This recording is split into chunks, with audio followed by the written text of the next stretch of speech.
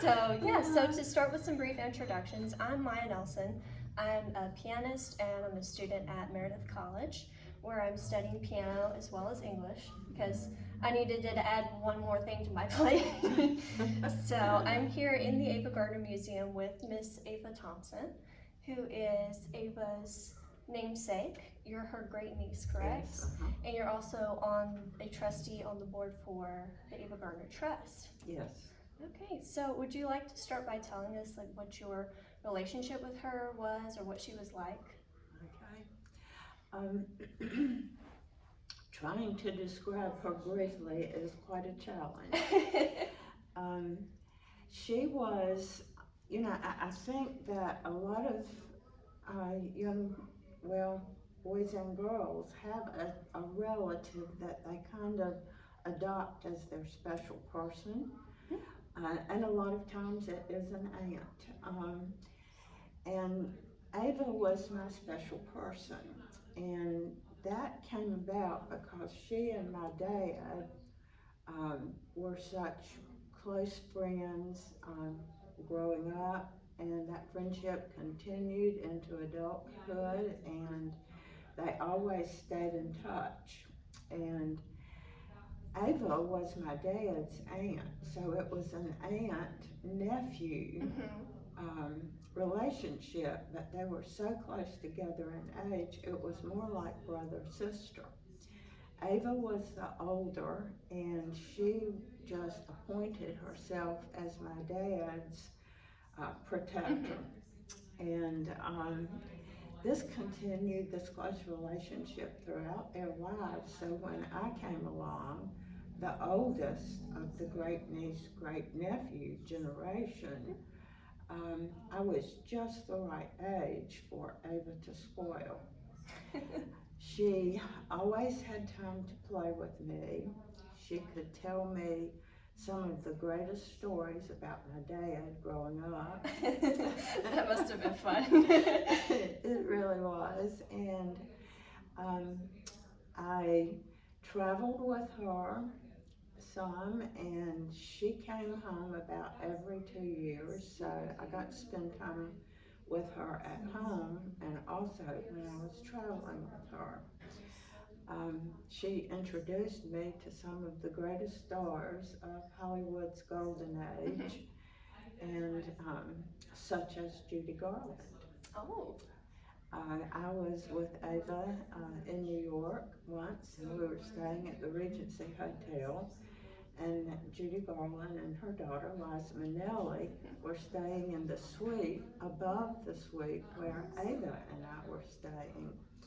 So I had a chance to meet and get to know and spend some time with Judy and Liza, and Ava and Judy ran back and forth between floors and suites like neighbors might do in neighborhoods, borrowing a cup of sugar or just having a cup of coffee and gossiping. That's the best.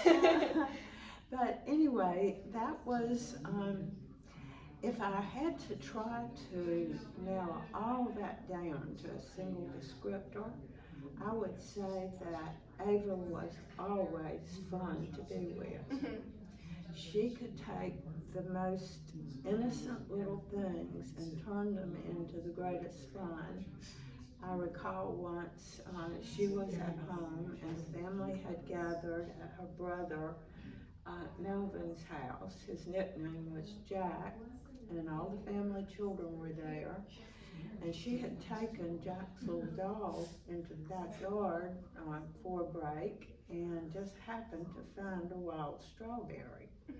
Well, she brought it back in the house and developed this game. It was a treasure hunt to find all the wild strawberries in the backyard. And so we were all really excited and very into finding the strawberries. But when I was traveling with her, she always had something special going on, whether it was shopping or going to a Broadway show or just touring New York City and seeing all the sights. I saw Barbara Streisand in Funny Girl. Oh my gosh, I'm so jealous on so many different levels right now. Oh my goodness. And I was just absolutely in awe of the whole production. Barbara is just undescribable. She's amazing. And of course, Omar Sharif was in the production with her. Oh, that's so cool. And Ava and Sharif were friends, but I thought he was just one of the most handsome men that I had ever seen.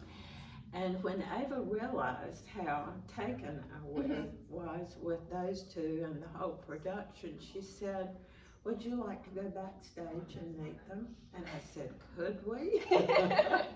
She said, "Sure, let's go." And she just walked past all of the ushers and guards. Of course, they recognized her and went right straight to Barbara's dressing room. Oh my gosh, that's so funny.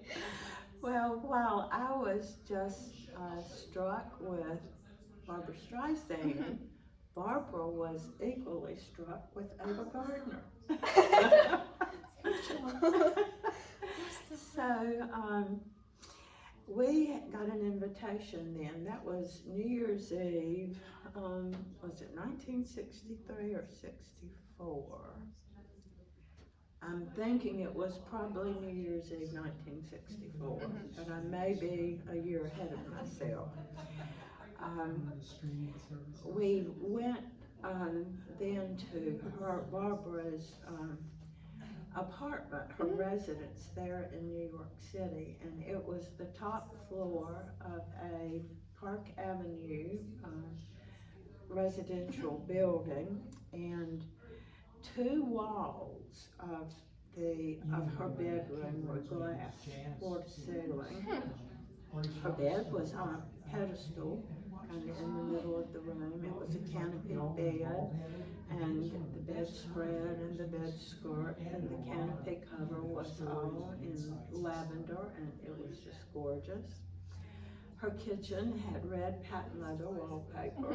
I love how all the details you remember. Yeah, I was just really fascinated, and she was married to Elliot Gould at the time, and they entertained us with card tricks, among other things. And in one of the rooms, one whole wall was covered with stereo equipment, and she played some original recordings for us, and it was just a lovely visit. And I asked her as we were leaving for an autographed photo, and of course she cheerfully gave me one. And then Ava looked at her and said, "Well, I would like one too." And Barbara looked at her so puzzled, and she said, "You want my autograph?" Oh my gosh.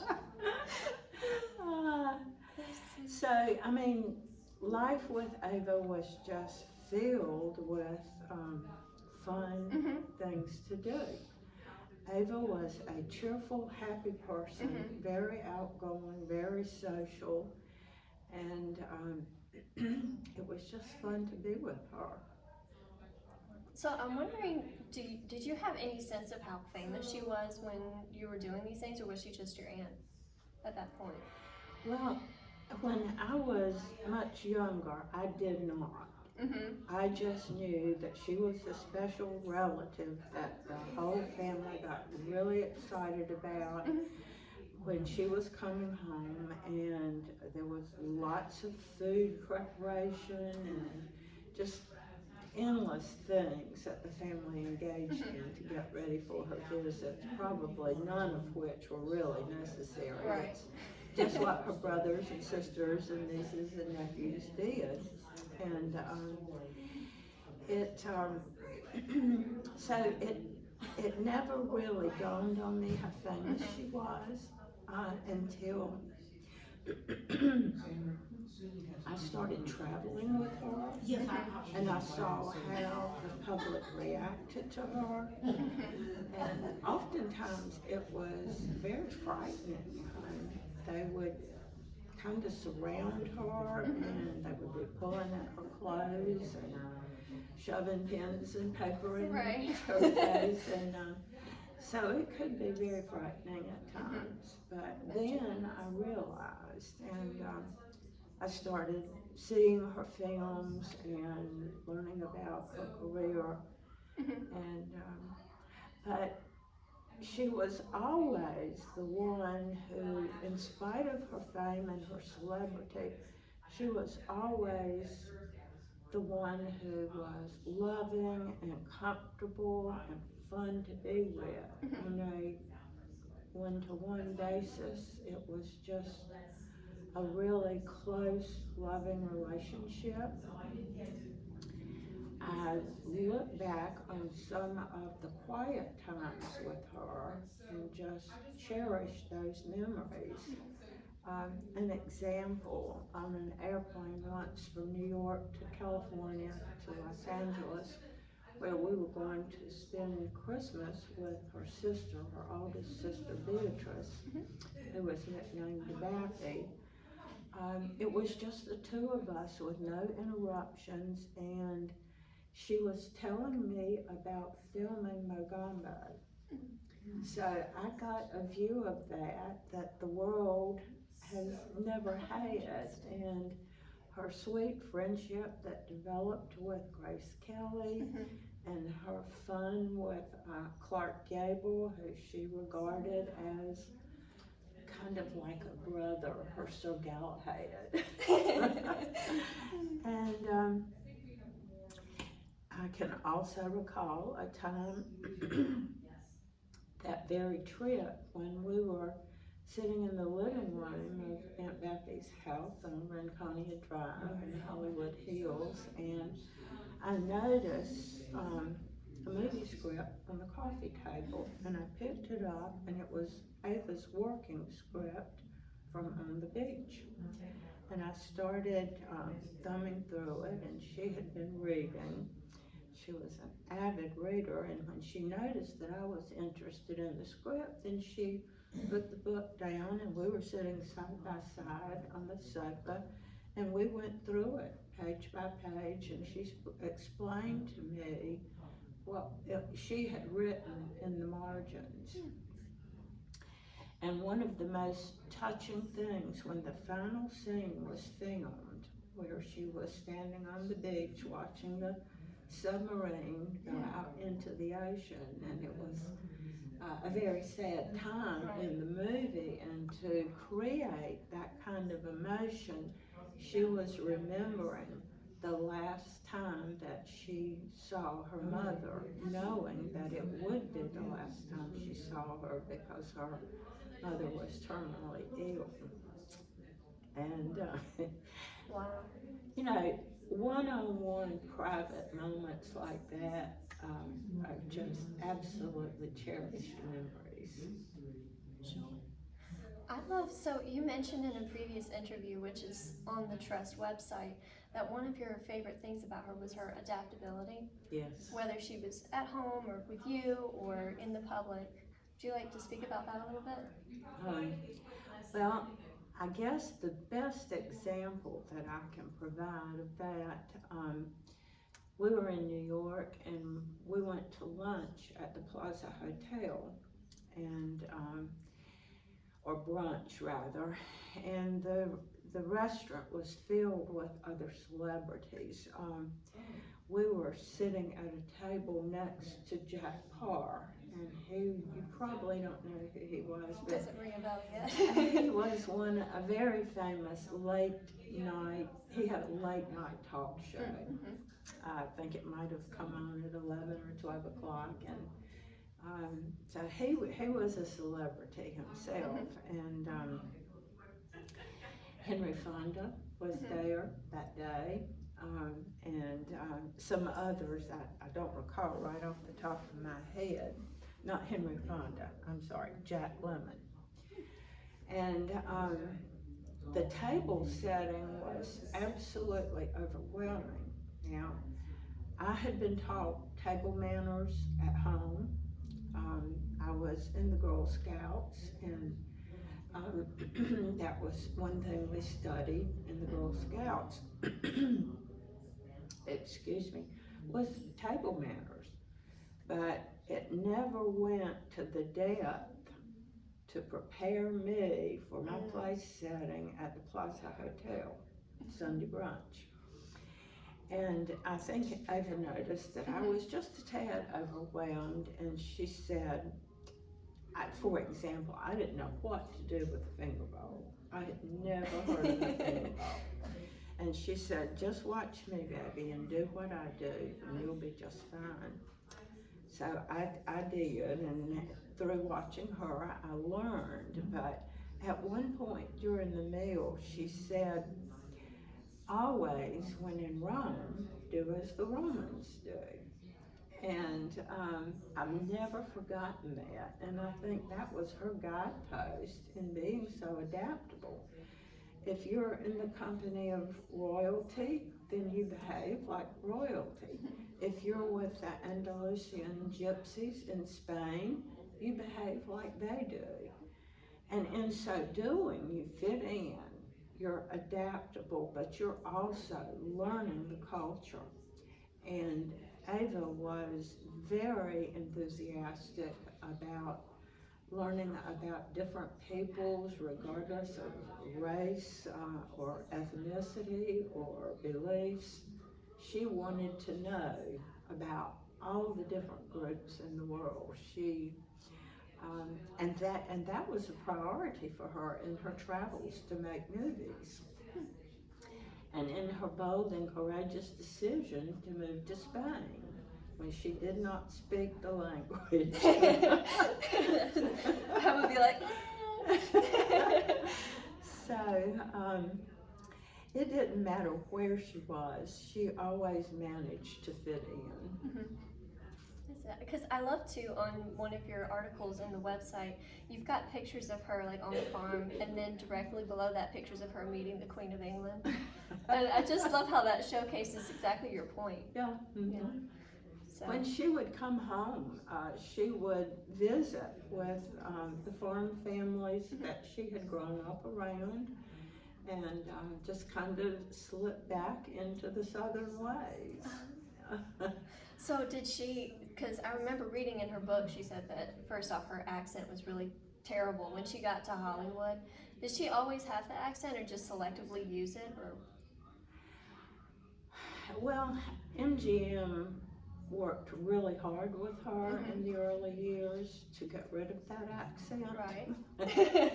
So she always spoke slowly and deliberately, but never with the drawl and the twang. And I've lived in North Carolina all my life, and although I have traveled extensively, I didn't realize how much of that Southern accent I had until I got to London, and people would look at me so puzzled and say things like, I don't understand the words you're saying.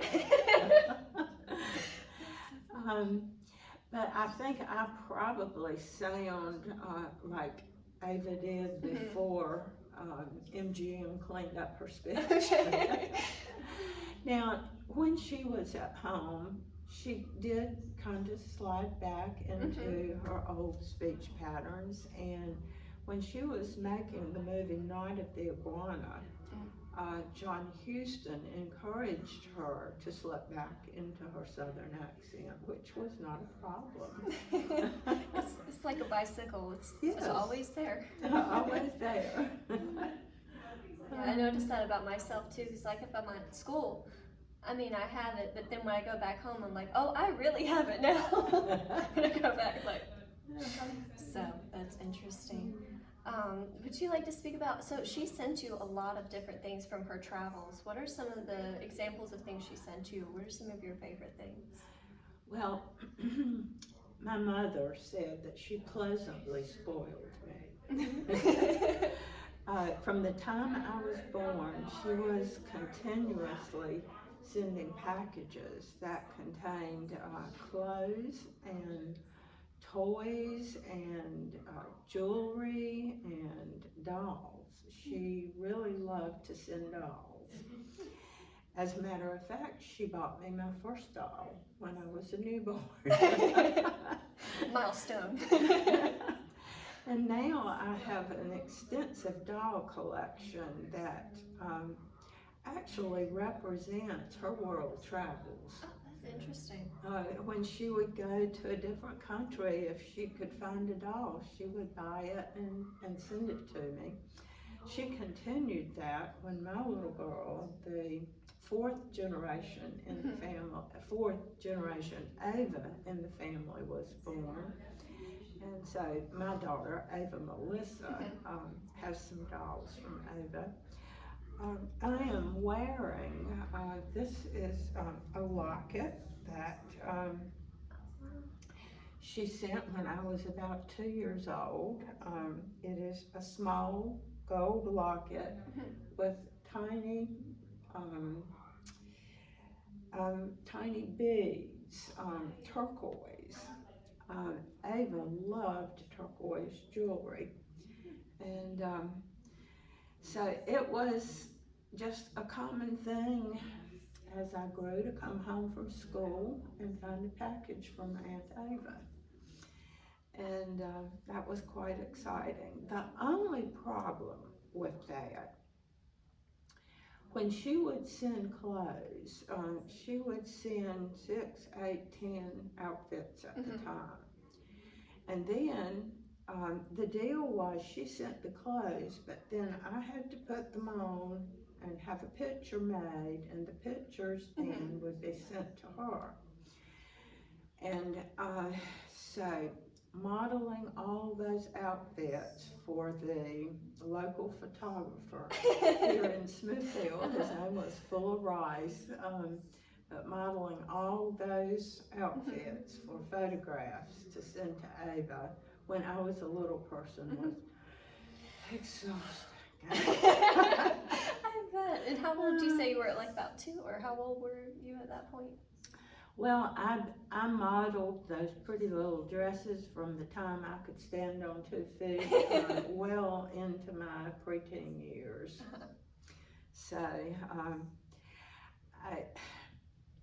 I was visiting with her one time in New York, and she took me to Bergdorf Goodman. And the sales staff met her when we walked through the door and escorted her up to a top floor where the public didn't go. They gave her a comfortable chair and a glass of champagne and pushed me into a dressing room. And I think I was 12 or 14. I mean, we had a lot of shopping trips, but I think this particular one I might have been about 14. And I was really interested in clothes by that time, but they had a bunch of clothes for me that they had brought up from below, floors below, and they had those in one dressing room. I was in one dressing room, and apparently there was a get dressing room and then another dressing room, and no, that won't work. And it was just continuous. Oh my goodness. So again, I had tried on so many clothes, I was just exhausted, and we finished and we got ready to go. And I was so confused, I left the store with nothing. I didn't have a single package, and I said, oh no. Well, we went back to the hotel suite, and a couple of hours later there was a knock at the door, and then porters kept coming in with so many packages, it looked like Christmas. There were so many clothes that I couldn't fit them in my suitcase. they had to be packaged up by the hotel and shipped to my home. Goodness. But your mom singles, what is all of this? Yeah. And she complained that she never really had a chance to dress her little girl because Ava Gardner dressed me. That's so funny. I was certainly pleasantly spoiled. The only problem with the toys and the dolls, I was not allowed to play with all of them. The dolls went into a glass-thin cabinet, except for a few. And, you know, the toys were kind of sophisticated for that. For the early 50s, I had a great big Ferris wheel that was made out of tin. It was one of the tin toys, and I enjoyed that. I played with that a lot, and it did not survive. And I had a little Abner band that was also a tin toy, and when Ava married Frank and they came home, I think it was 1952, they stayed in Winston-Salem, Frank gave me a tin toy. It was a policeman that you would, on a motorcycle, and you would wind him up and he would go across the floor and then he would get off the motorcycle. He could get on and off the motorcycle. I played with that a lot and it did not survive. That was the only problem. I wanted to play with them all, but some you of weren't them, allowed to. yeah, some of them went in glass cabinets. Oh, that's interesting. So, well, we're in the museum, Yes. and so where did most of these costumes and artifacts, where did they come from? Well, a lot of them came from the family. When Ava passed away, all of her, well, a great many of her belongings were sold at auction. It was just too much to ship it all home. There were other belongings of hers in storage in New York, and there were some things that were in storage at my Aunt Beppy's house in Los Angeles, and all of it converged at her sister's house in Winston-Salem, the Mara. And then there were other auctions and sales because there was just so much of it to be handled. And her niece, Mary Edna Grantham, boxed up just dozens and dozens of boxes and brought it to the museum. And then other different members of the family have donated things. I have donated some things, and I have loaned the museum some things, and other members of the family have done the same. And the museum has also purchased some of the artifacts. And Ava's friends and co-stars have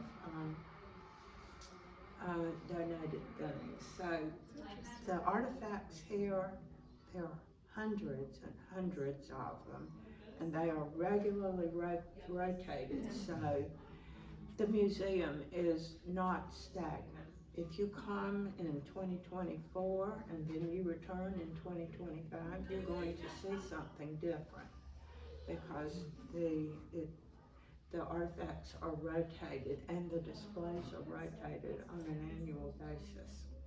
And there are enough artifacts to do that.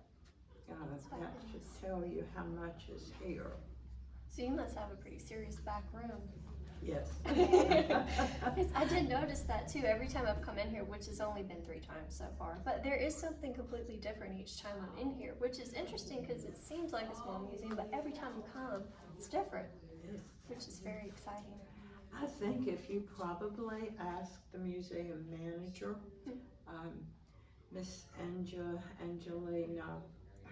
Angelica, excuse me, she will let you peek into the back room, the office area, and all of the artifacts are carefully stored in archival safe boxes and files, and the museum has a historical consultant who curates the collection and takes care of it, and she is specially trained to do that. So it is a professional operation here. The Ava Gardner Trust and the Ava Gardner Museum are separate legal entities, but we work very closely together, and the primary purpose of the trust is to manage the licensing of the intellectual property of Ava Gardner, and in so doing provide funds for Ava's beneficiaries, which includes this museum, the Queen Victoria Hospital in a little community east of London called East Grinstead, and also St. Jude Children's Research Hospital out in Memphis. But in addition to that, the trust and the museum share the purpose of wanting to protect and promote Ava's legacy. We want to introduce Ava Gardner to your generation. So we work toward common goals together. And I'd like to throw you a question. Okay. Being a young person, what is it that draws you to learn and be curious about Ava Gardner? Well, I'm a pianist, and all the arts inform all the other arts. They're all interconnected in some way. And so I love watching old Hollywood films. I found out about Ava Gardner going down a rabbit trail called Clark Gable. So I think it was Mogambo that I saw with her first. Either that, yeah, I think so. And I was like, oh wow. It's just something about her. She has something, that indefinable quality that just makes you want to watch her when she's on screen. You just can't help it. And so I just started watching every film I could find, Amazon Prime and YouTube. There's actually a lot of them on YouTube, which is great because I have insufficient funding. Let's put it that way. Well, you're a college student. Yes. That's understandable. Yeah, so no, and then I love reading. I got her book, Ava, My Story. Luckily, I got my hands on that before The Secret Conversations because those are vastly different. Would you like to have a note on that? Well, oh my goodness, how can I be kind and tactful about this? If you really want to learn about Ava Gardner, read her autobiography. The Secret Conversations book is loosely based on some interviews that Peter Evans did with Ava in 1987, maybe 87, 88. He was her ghostwriter for her autobiography, and they didn't get along very well. Ava said that he was a bully with her. He asked her questions that she was not willing to answer, questions that were just totally inappropriate, but the publisher was pushing him to ask those rude questions. Right. And he had misrepresented himself to her in the beginning, so she dismissed him. Right. And what I believe, and this is my opinion, is that the Secret Conversations book is his revenge book for being dismissed by Ava, and written more than 20 years after their interviews had taken place. based on his notes and his memory, because the secret conversations, sum total, amount to about 3 hours of interviews. The trust owns the recordings. We have the receipts, as they say. So, and they are no more sensational than the interviews that she did with the next ghostwriter, Right. Alan Burgess. It's all in the same vein, and the interviews that Evans did are similar to the interviews that Burgess did, and Evans' interviews are no more secret and controversial than the ones that Burgess did. And in doing those interviews, Ava did not want to tell anything or talk about anything that was going to hurt someone or be embarrassing to someone, especially the families of her co-stars. So she would tell a little story, and then she would look at Burgess and she would say, no, that is not for the book. That's just in our conversation. And now I have those recordings, and as I listen to them and I hear her say, that is not for the book, most of those are very innocent. I don't know why they would have hurt anyone, Right. but in any case, those people are no longer living, and it is my intention to publish or make public some of those interviews in the near future. So working on some different avenues so we can get the new material out there. Oh, that would be fascinating. I'll keep an eye out for that. Well, I will keep you in the loop. And one of the things I noticed that really got me hooked about Ava Gardner was that I watched the movies and then I read her autobiography. And watching her, she's very beautiful, she's very commanding, very confident, but then her book, her voice in that book is very vulnerable. But it's also confident at the same time. It's just, you really get an insight into her thoughts, and then, you know, what she thought about different situations, and she doesn't, like you said, dish the dirt on anybody. Yes. It's a very honest book, but it also doesn't hurt anyone. I also think that, and again, this is my opinion, that it just scratches the surface, the book itself. The tapes go into more depth. But I think the book is just a tad superficial. When I first read it, I was perplexed. I'm thinking, well, where is the story about Clark Gable on set in Mogambo and things like that? And the reason is because before Ava finished her book, she passed away. And Alan Burgess, the ghostwriter, his manuscript was then submitted to Bantam Publishers, and they rejected his manuscript. So then the project was turned over to Kenneth Turin in Los Angeles, and he was not allowed access to the autobiographical recording. So he explained to me that he found Ava's voice by talking with her co-stars like Lena Horne and her friends and co-stars like Gregory Peck and others, some family and her housekeeper and her closest friends in London.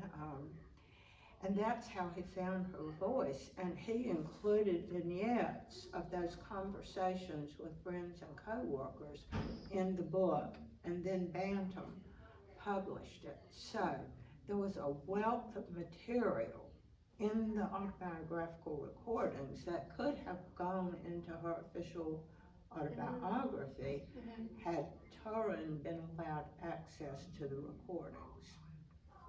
That's very interesting. She did approximately 90 cassette recordings. And oh, wow. They were in the possession of Jess Morgan, her business manager out in California, and when I came to be the trustee, I wrote to him and I said, I want the recordings transferred to Ava's trust. And unfortunately, they had been slated for destruction in 2005. There were several boxes of them. And fortunately, one box was overlooked, and that box was returned to the trust, to me, and I had the recordings digitized and enhanced and transcripts made. So the trust is now in possession of about a third of the original recordings. Ava talking about her life from her memory in her own voice, and it's fascinating. It sounds fascinating. I love her stories about Howard Hughes and Mickey Rooney. I really wanted to, about the jewels, okay. Oh goodness, the jewels. If you would like to hear about those, my goodness, she had one of a kind. Hughes would search the world over for the very best cashmere sapphire. And at one time she had a necklace that belonged to a Russian empress. I mean, that was her jewelry. And she was proud of her jewelry, and she enjoyed it, and she traveled with it, a lot of it. She carried it in what looked like a briefcase, and it was never out of her possession. If she was traveling on an airplane, it was right there with her. It was her jewelry, one or two cases, and her makeup case.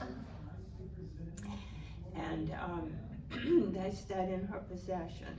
And when I was traveling with her, if we had downtime in the hotel suite, she had provided things for me to occupy my mind with, and my hands. She introduced me to calligraphy, but if I had been if I had been engaged with that for an hour or two and looking for something different to do, she would pick up the phone and have a jewel case brought from the hotel safe and unlock it and just hand it to me. And so I played dress up in this fabulous, world famous jewelry. And so that was a lot of fun. I got to intimately know a lot of those famous pieces. One of the prettiest things was the emerald ring. She had several beautiful sapphires, diamond necklaces, diamond earrings, and a preponderance of turquoise jewelry. I think the museum has one of her turquoise rings on display here. So that was a lot of fun.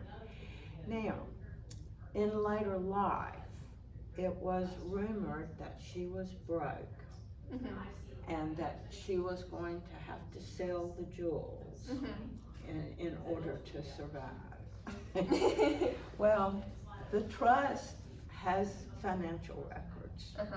She was not broke by any means. I don't know why she loved to talk about that.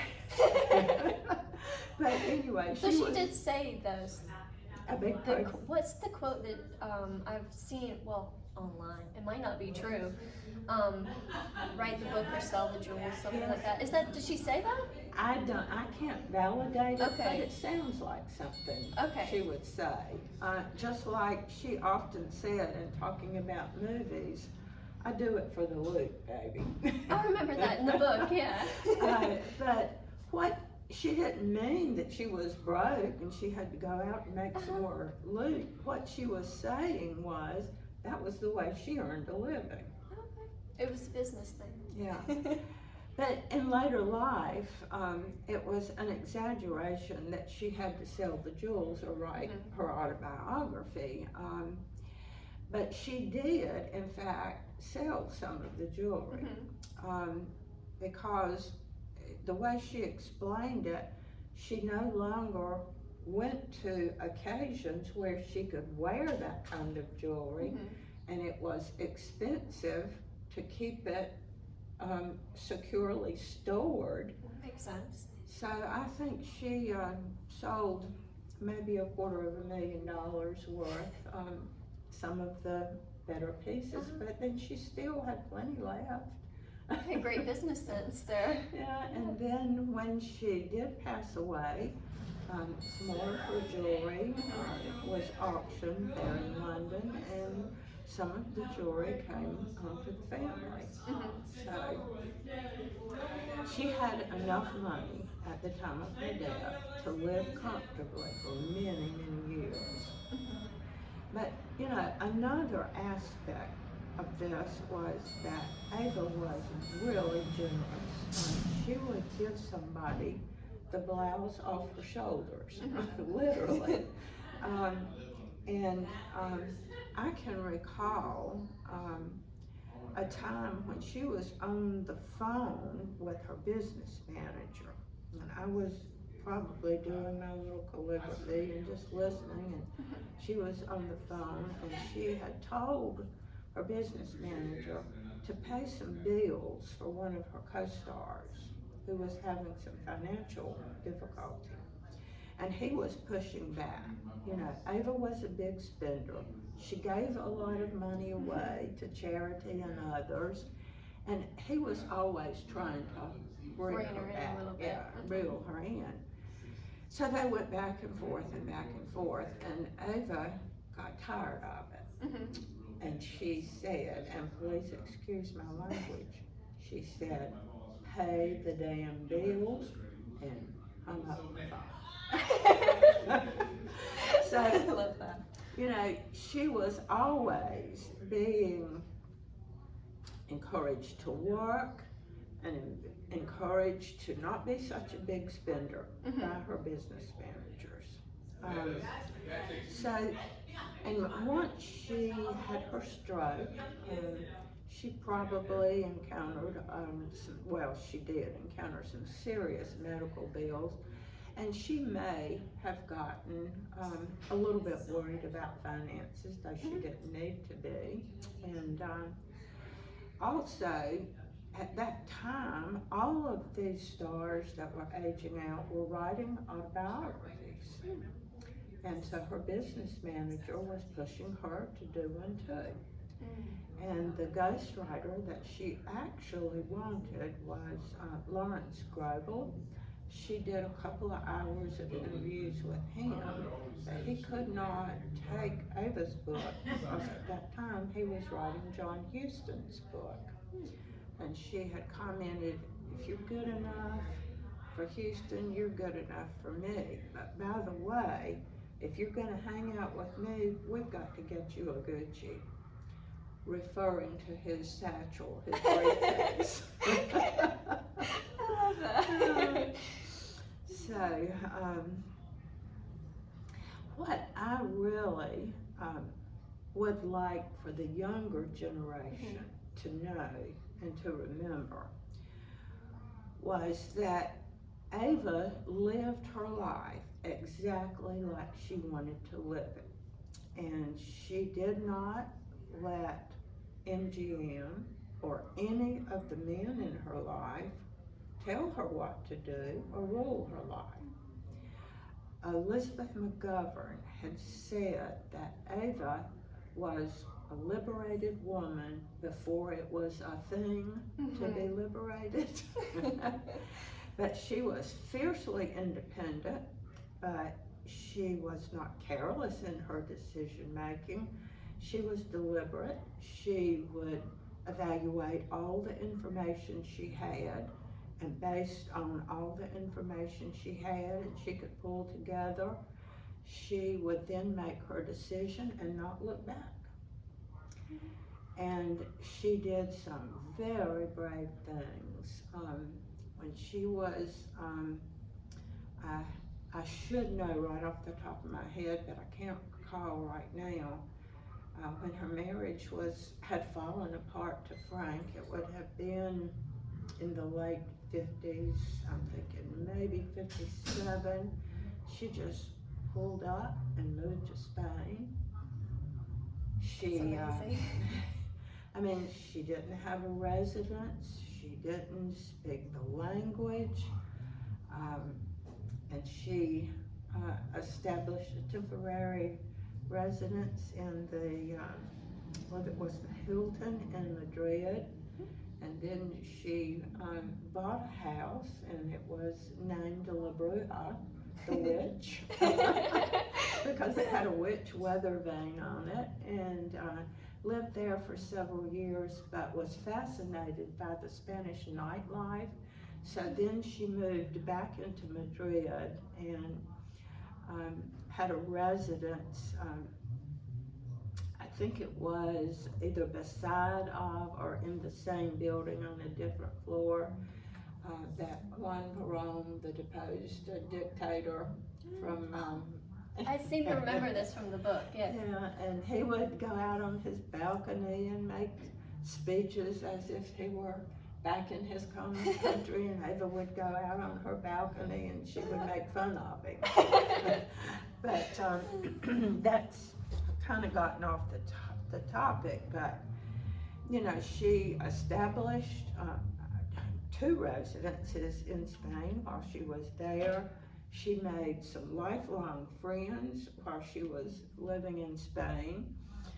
She never mastered the language, but she spoke the language well enough that she could communicate with Spanish staff members and Spanish friends, and she knew all of the 4-letter words that she loved to use in Spanish.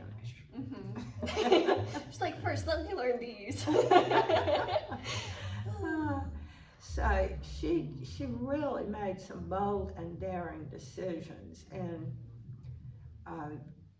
and from her adventurous and courageous nature, that when I look back on it, I'm not sure I would have had the courage to make those decisions. At the end of her life, she had no regrets. She said she might have made a change, a little nip and tuck here and there, but nothing major. But I do happen to know that the only real regret that she had was that she never got a formal education. And she was always encouraging me to take my education seriously and to really get a good education. And I went on to college and got a degree, and then I taught school for a while, high school English. And then I went back and got a master's degree in school administration, and I was a principal in a middle school and in the 4A high school here in Smithfield.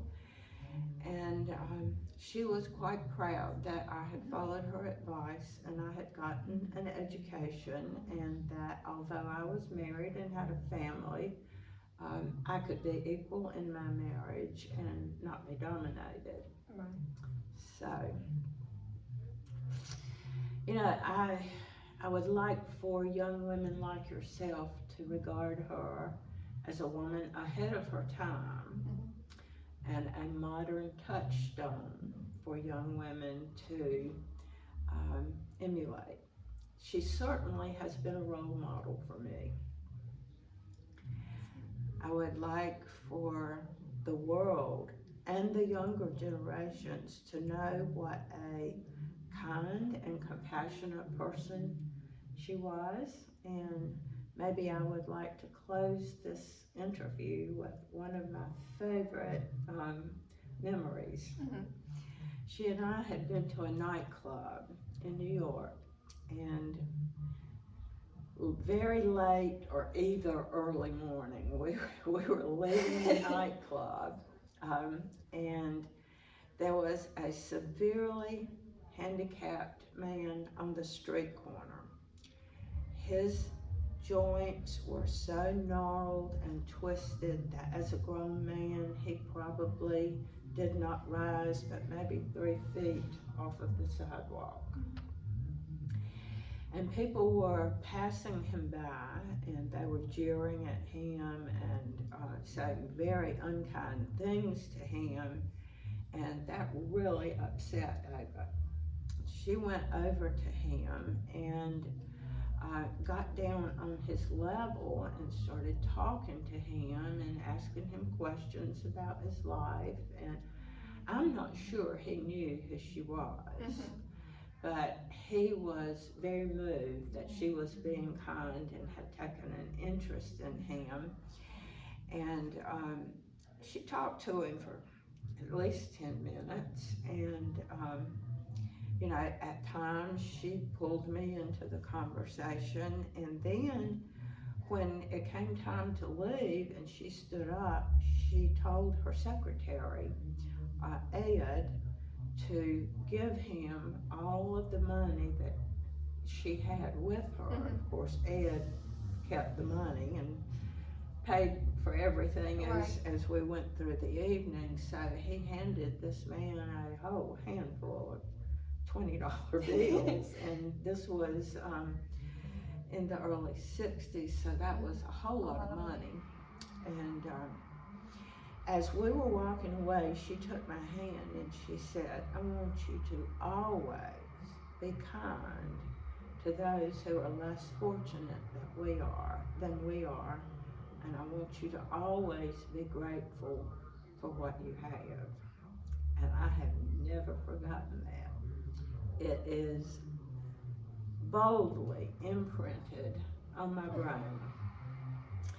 So she was kind, and she was compassionate, she was generous, she was ahead of her time. There was so many things that younger generations can emulate, her personal characteristics. Oh, and by the way, her estate, her trust, the trust that she herself established in 1986, since her death, has given nearly $2 million to charities of her choice. So, when people say that she was broke, you know, I love to offer that fact. I mean, someone who is broke doesn't give away $2 million. Exactly. So anyway, we certainly do love her. We miss her, but memories of her bring us joy. This has been so lovely. I've learned so much. Well, thank you for your interest, and come back anytime. Oh, well, thank you so much for doing this. Okay.